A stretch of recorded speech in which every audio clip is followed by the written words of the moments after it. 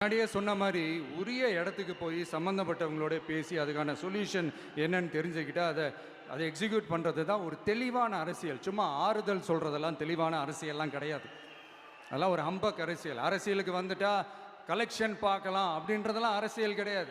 உண்மையிலே மக்களுக்கான அந்த உழைப்பு இருக்கணும். அதனால தான் நாம் அரசியலுக்கு வந்திருக்கிறோம். இது எதிரிங்களுக்கு நல்லாவே தெரியும். அதனால தான் நம்மளை சுற்றி அத்தனை சதிகள். அதில் முக்கியமான சதி என்ன தெரியுமா? இதை பாரு, ஒன்று நீ இல்லைனா நான் இல்லைனா நீ இல்லைனா நான். நமக்குள்ள வேற எவனும் நடுவில் வந்துடக்கூடாது. நாம ரெண்டு பேரால மட்டும்தான் மக்களை ஈஸியா ஏமாத்த முடியும். இந்த விஜய் வந்ததுனால நமக்கு பொழப்பே போச்சு. மக்கள் வேற அவனை தான் நம்புறாங்க. நாம வெளியே அடிச்சுக்கிற மாதிரி அடிச்சுக்கிட்டாலும் உள்ள நம்மளுடைய டீலிங் பக்காவா இருக்கணும்.